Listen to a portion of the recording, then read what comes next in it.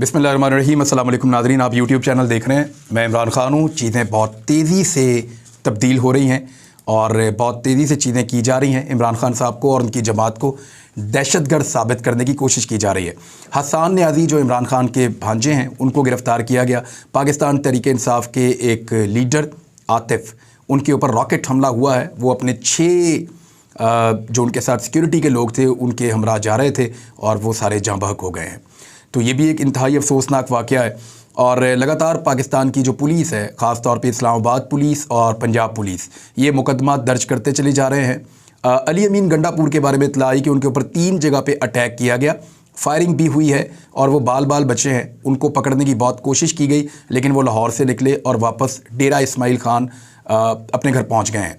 अली अमीन गंडापुर से प्रॉब्लम मौलाना फजलुर रहमान साहब को है, क्योंकि जब तक ये भाई इलेक्शन लड़ते रहेंगे, फजलुर रहमान साहब इलेक्शन नहीं जीत पाएंगे। अली अमीन गंडापुर, उनके एक भाई और भी इलेक्शन लड़ते हैं, एक तीसरा भाई है वो वहाँ पे वो भी इलेक्शन लड़ता है। तो ये तीनों भाई पॉलिटिक्स के अंदर खासे इन हैं और सैलाब मुतासरीन की इन्होंने काफ़ी मदद भी की है।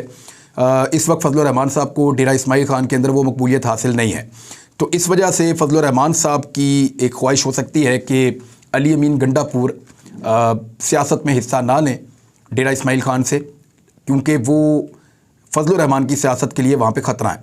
और मकबूलियत का आलम यह है कि फजलुर रहमान साहब ग्राउंड पे इस वक्त उनका मुकाबला नहीं कर पाएंगे। क्योंकि मैं डेरा इस्माइल ख़ान में गया था, फ्लड्स के दौरान लोगों से मिला हूँ बेशुमार इलाकों में, तो लोग ये कह रहे थे कि हमारी मदद सिर्फ इस फैमिली ने की है, ये लोग हमारे पीछे आए हैं। फजलुर रहमान साहब के लोग अगर आए भी तो वो तस्वीरें और वीडियोज़ बना के जाते हुए सामान वापस ले गए, ये भी लोगों ने कहा था। बहरहाल ये सिचुएशन है। इमरान ख़ान साहब ने एक बड़ी स्टेटमेंट दी है, लेकिन उससे पहले साबिक पाकिस्तान के जो चीफ़ जस्टिस हैं साकिब निसार, उनकी एक ऑडियो लीक की गई है और उस ऑडियो के अंदर उनके साथ ख्वाजा तारिक रहीम साहब मौजूद हैं। ज़रा देख लेते हैं कि वो ऑडियो है क्या, उस ऑडियो के अंदर क्या बातचीत हो रही है, क्योंकि ये बड़ा इंटरेस्टिंग मामला है और इसके ऊपर PMLN ने एक बयानिया खड़ा किया है। वो बयानिया क्या है, किस तरह खड़ा किया गया है, ये सारी चीज़ें मैं आपको बताता हूँ। लेकिन इसमें एक मिसाल आ गई है और वो मिसाल जो है वो आप 2-3 तरह से पेश कर सकते हैं। यानी सबसे पहले तो वो मिसाल में ये कहा गया कि काफ़िले चलते रहते हैं और कुत्ते भौंकते रहते हैं। ये 2000 साल पुरानी मिसाल है, हमने इसको ट्रैक किया है।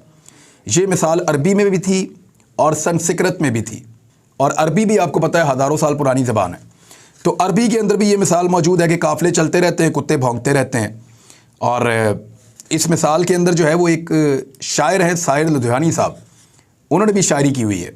वो मैं आपको नज़म पढ़ के सुना देता हूँ। उन्होंने कहा, नहीं किया तो करके देख, तू भी किसी पे मर के देख, हुस्न के बिखरे फूलों से दिल की झोली भर के देख, कौन तुझे क्या कहता है, क्यों उसका गम सहता है, कुत्ते भौंकते रहते हैं, काफ़िला चलता रहता है, कभी अपने मन की करके देख। ये साहिर लुधियानवी साहब की एक छोटी सी नज़म है और उसके अंदर ये मैंने देखा कि कुत्ते भौंकते रहते हैं, काफ़िला चलता रहता है। साहिर लुधियानवी साहब पे भी एक मुकदमा दर्ज हो सकता है, अगर मौजूदा रजीम के लोग चाहें तो क्या नहीं कर सकते। अनवर मकसूद साहब जो है वो अब पॉलिटिकल बातचीत नहीं कर सकते, उनको मना किया गया है, बल्कि उन्होंने इसका इजहार भी किया बातचीत करते हुए। उनसे जब सवाल पूछा गया, मायरा खान साहिबा ने उनका सवाल पूछा उनसे, तो उन्होंने अपनी मजबूरी का बयान भी किया। अब सूरत-ए-हाल ये है कि इन दोनों के दरमियान बातचीत हो रही थी और बातचीत ख्वाजा तारिक रहीम के साथ हुई और पंजाबी में थी। इसमें बग़ैर किसी का नाम लिए ख्वाजा तारिक रहीम ने कहा कि ये खातून जो बोल रही है इसको अच्छी तरह कोई जवाब देना चाहिए। जिसके जवाब में साकिब निसार ने कहा कि जब ज़रूरत पेश आई तो आपसे कह देंगे, मुझ में हौसला है, बर्दाश्त कर सकता हूँ, मुझे कंफ्यूज या परेशान मैं नहीं होता इससे। मुझे पता है कि जब भी आपसे कहूँगा आप इस पर साइड पे आप धमाका कर देंगे, आप इसके ऊपर बोलेंगे, सपोर्ट करेंगे, जो भी उनका वो था। जिस पर ख्वाजा तारिक रहीम ने कहा कि मुझे बता दीजिए, जैसा कहेंगे मैं वैसा करूँगा।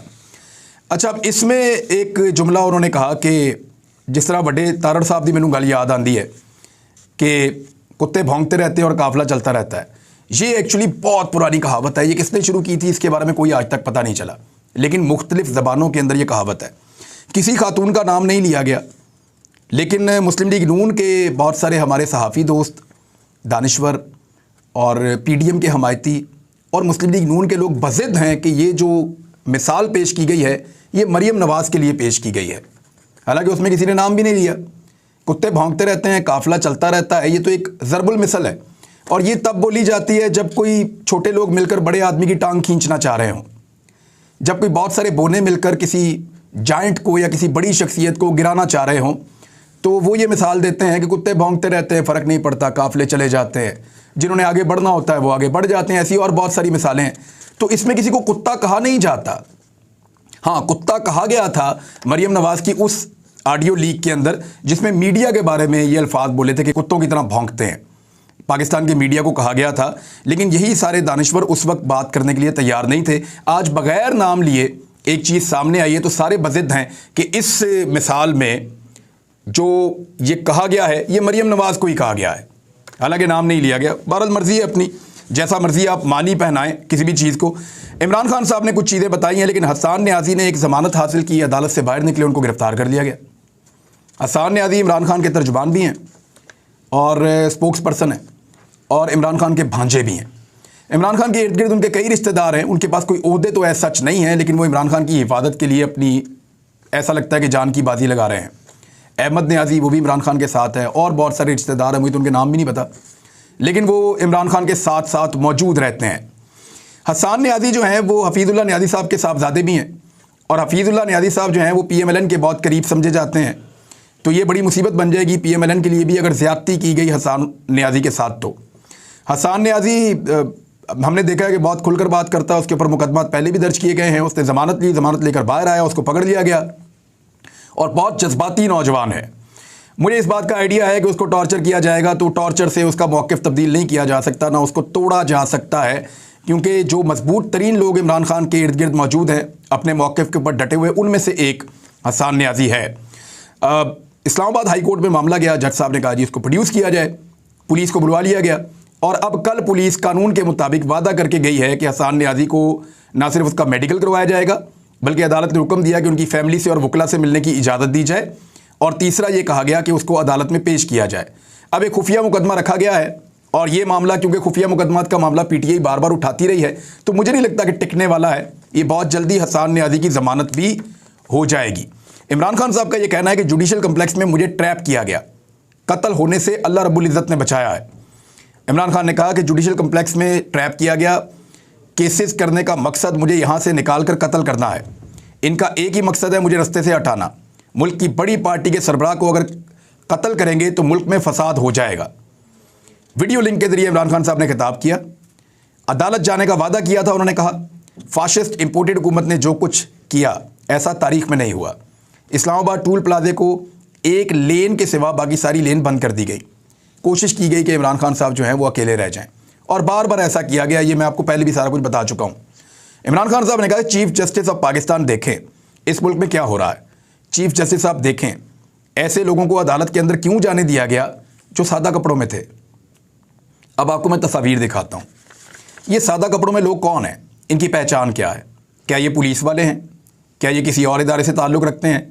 इनका ताल्लुक़ किस डिपार्टमेंट से हैं? ये लोग कहाँ से आए हैं? इनको तरबियत किसने दी है?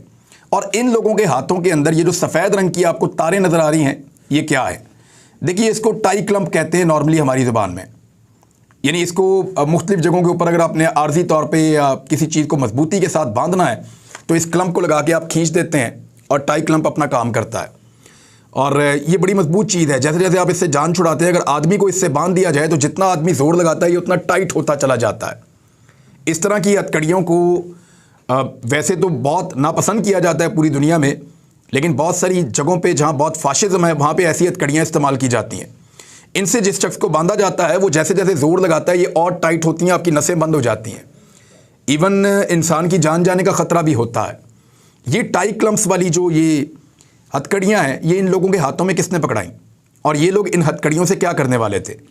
वो तो वहाँ पे हालात बिल्कुल बिगड़ गए, लोग जो हैं उन्होंने मुकाबला किया, लोग वहाँ पे खड़े हो गए, लेकिन इतनी सारी हथकड़ियाँ क्यों चाहिए थी और वो सादा कपड़ों में आए हुए लोगों के हाथों में क्यों थी और ये लोग यूनिफॉर्म में क्यों नहीं थे? इनका ताल्लुक़ किस इदारे से था? ये सारे सवालात पैदा होते हैं। सादा कपड़ों में बहुत सारे लोगों ने ना सिर्फ ये वाली सफ़ेद कलर की ये स्ट्रिप्स पकड़ी हुई थी, बल्कि वो पूरी तैयारी के साथ इनको छुपा कर ला रहे थे।